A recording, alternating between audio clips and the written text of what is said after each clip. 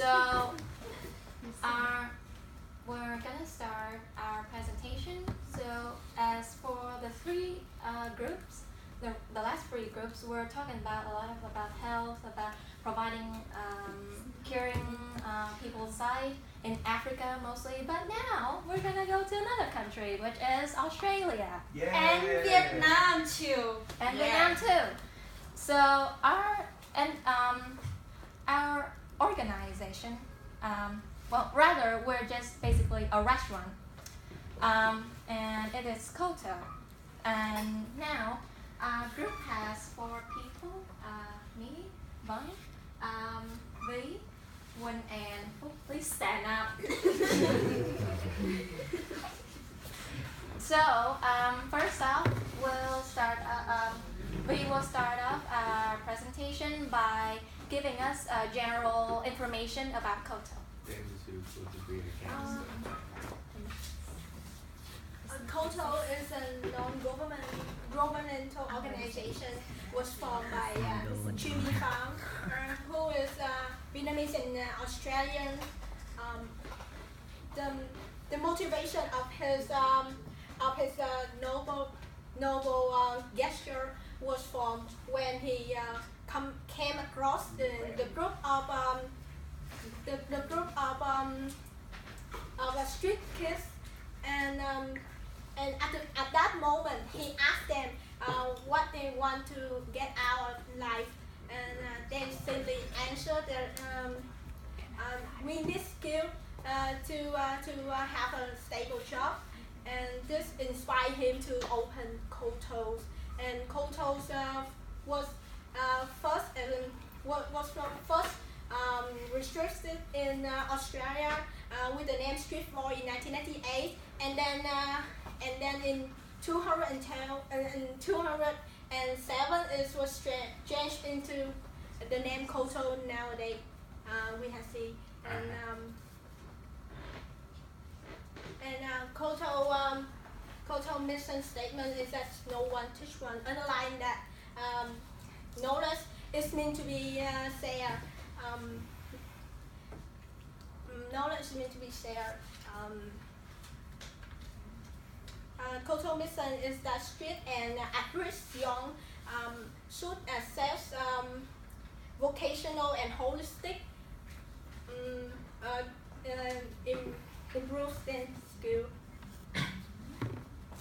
And Koto have 3 campus, one in Saigon, Hanoi, and the central is in Australia. And next is Mr. Happy. They would feel good to be a gangster. Lady Killer.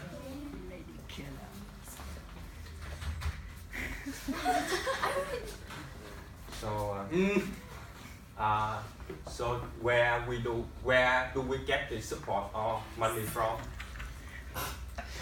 So before I talk briefly into the information, I want to give you some idea. Is the Koto enterprise is reflect the organization social enterprise business model. So it means that we are a restaurant. We meant to generate our own income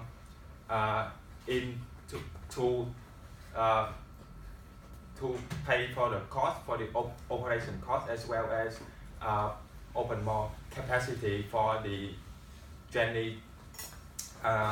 We are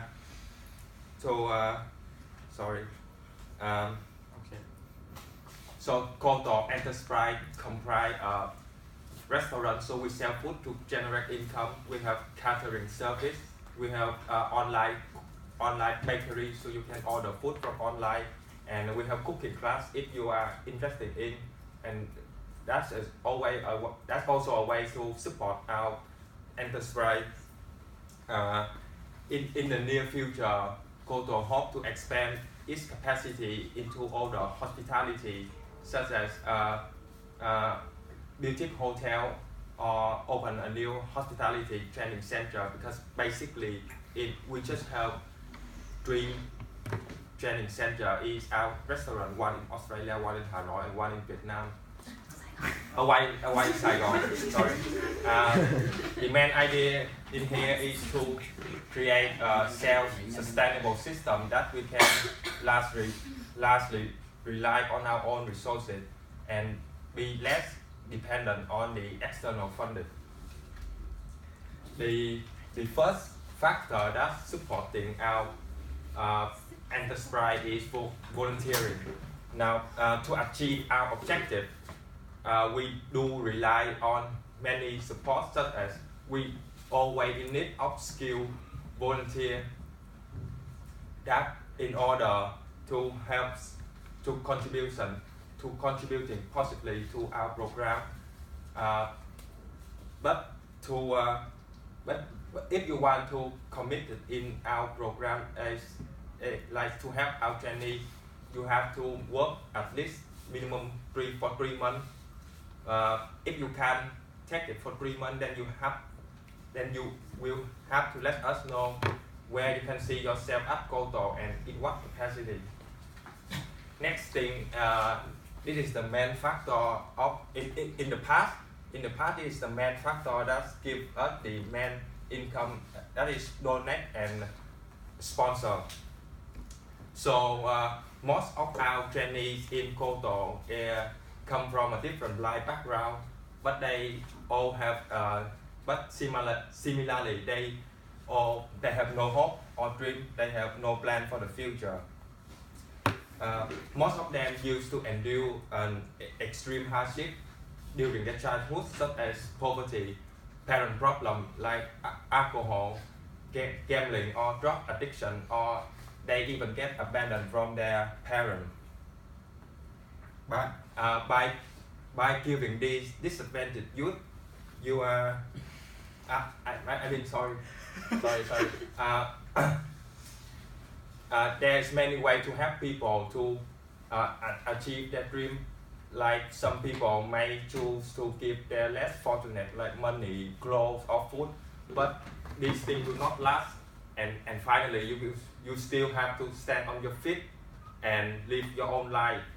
So by giving the disadvantaged youth a means to catch the fish, not just simply by fishing. Not yet. So in order to secure our hospitality well-being, life training and life skill development within 24 months. 24 months is the time of a single program that trainees will take when they enroll in our program. So each trainee will be sponsored for $150 per month. So this is a small monthly increase over the last year, but it also means that this is the first time Koto has increased their monthly sponsorship in a decade. This is in a decade. So this is the reflect of the organization. Sorry. Sticky not problem. This new price is a better reflection of reality of the cost associated with provisions such as healthcare, psychological support, like counseling, and we do have sport activity to help our trainees. Now, in order to keep our sponsor or donor to keep helping our enterprise,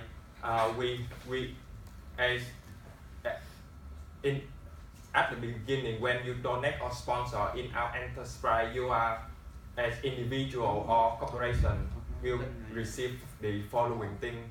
The first thing is you will receive a welcome pack from Koto, including a Koto background and Koto trainees profile and training program, so you know how your money will be spent on.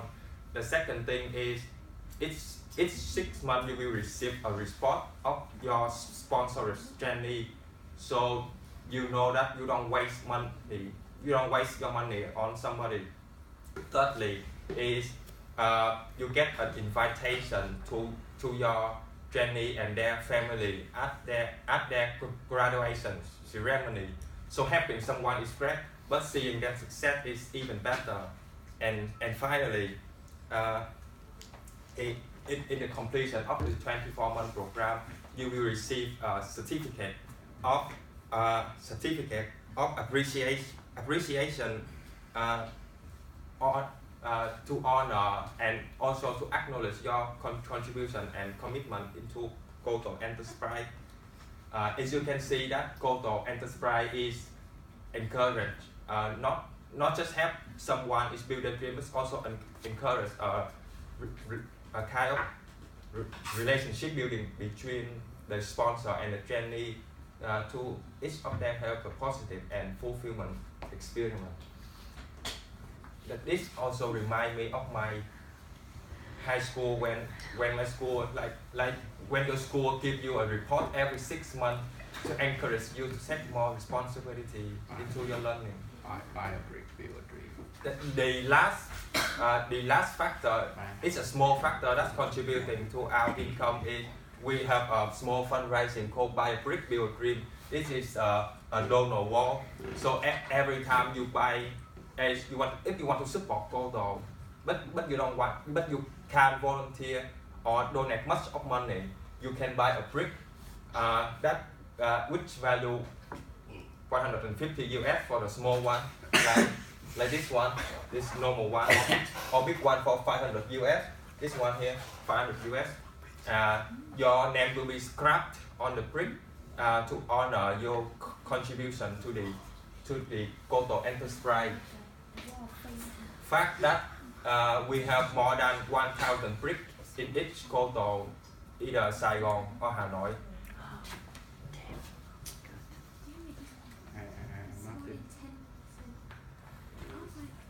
Next, when we'll cover on which class people do have focus on. Yeah, would you listen to my teammates? They are actually introduce their general things about our organization. So I will focus on the main thing. That's the group of people we focus on. We are focused on helping 110,000 homeless people and street children from the age of 16 to 22. And because only 13% of them in the organization charity, so there's a lot of people waiting for us to help all over our country. Nowadays, every 6 months we rescue 30 young people from the street. But we hopefully improve the number and make it expanded through your investment if you donate in our organization. We will hopefully increase to 100 young people every 6 months instead of only like 30, right? So our organization has trained over 600 students and 200 currently enrolled. So let me focus a little bit on the money that we were spend on our new projects, because we really want the money from you, like $1 million. So we will focus, the main thing is here. The half of the donation, we go directly to expand more restaurant branch all over the country in Da Nang City, Nha Trang City, and Vũng Tàu City, because we only have 2 main restaurants, one in Ho Chi Minh and one in Hanoi and one in Nam. Then also we hopefully give more opportunity for children, for holy children in this city. We also spend 30% in the investment in expand capacity of our entrepreneur, like Monty Hotel and Comicor Hospital Training Center. And we only need 5% of the investment to pay staff and the enterprise, because as you know, Phúc mentioned about our sustainable to at least depends on other outside investment. And the rest of the percent we pay for training fee, because we got 3 main kind of training, like professional skill, English program, and 36 life skill workshop. So that's how the money we spend on. And we will not waste your money in something that's useless. Thank you. And now I want Van and Folk to introduce the rest of the criticism.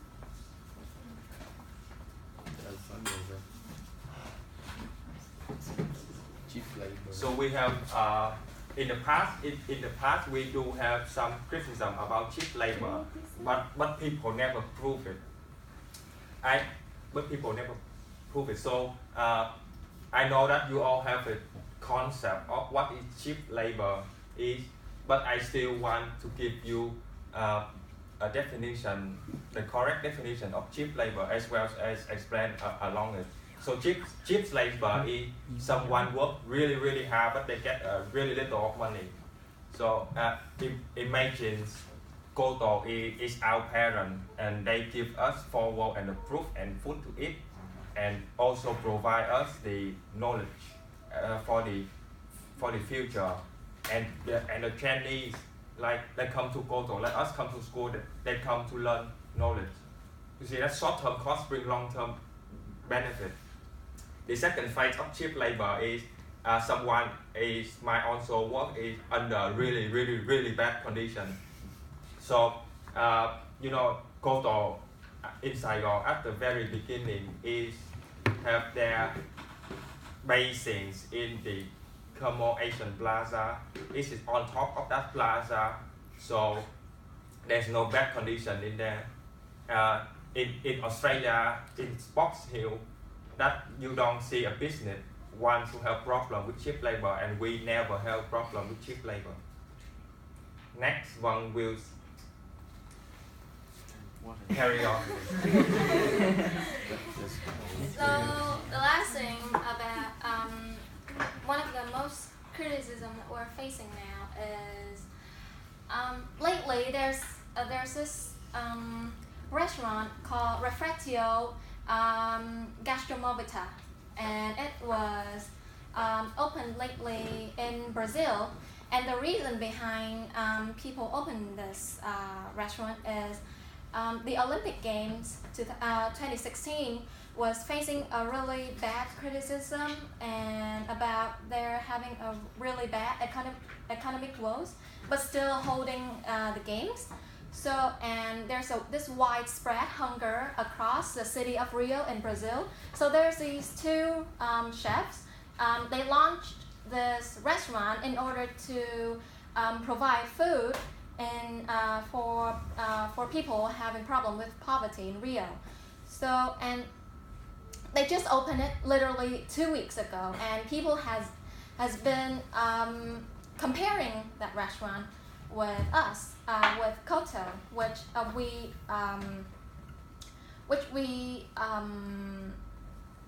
kind of do the same. We kind of operate this pretty much the same. So yeah, that's why they're starting to compare us. And before I dive into further explanation, let's talk a bit roughly about Refectorio Gastromovita restaurant. So what they basically do is they run as a restaurant kind of school. So they also cook with surplus ingredients. Surplus ingredients are ingredients that are pretty old and about to expire. So, and they cook with all of those ingredients and give it to the poor in Rio. And also, they also offer classes and workshops to all of us regular citizens. And so one of their very big advantage is they have a really strong, they have very popular companies sponsored them, which are Coca-Cola, and also the Olympic Games, which is pretty big. And they also have very strong media backup for them, which is the Huffington Post and even Vogue magazine. So now let's talk about our restaurant. What we have is 10 years of experience, more than 10 years of experience in running a non-profitable organization. So therefore, we have gained a lot of trust from other individuals and sponsors. We also have like 3 branches, which there's 1 in Australia and 2 in Vietnam. So comparing back to Refectorio, they only opened like literally 2 weeks ago, and they only have one restaurant, which is in Brazil, and they also, like, let's face it, do you guys trust a restaurant that just opened 2 weeks ago and they might have really big sponsors like Coca-Cola and the Olympic Games, but do you actually want to trust a restaurant that just opened in 2 weeks? Maybe, okay. And also we have a lot of ways to donate, not just by money. We also like offer classes and workshops. We also have other ways of donating, like buying a brick, buying a mural. And we have gained a lot of trust from others. So I think that's one of the most crucial things that we need when running a non-profitable organization. And just one last thing, when I was hearing about the Refectorio cooking surplus food for the poor, I'm not very sure about if they're doing it right. Okay. So surplus ingredients are pretty old and about to expired already, and Refectorio wants to do it because they want to, to reduce the food wasting. But just imagine if you are a person having problem with poverty, and I know that they have a really good idea that they want to cook all the surplus ingredients, but do you want to actually eat it? Like, the food is already nearly expired, like 1 or 2 days it's going to be expired. Like, do you want to actually eat it? No. Say yes. So in the end, that's our organization. So, and we believe that's what we're doing. We're doing the right thing, and everyone. And I think you guys should, support us. Yeah.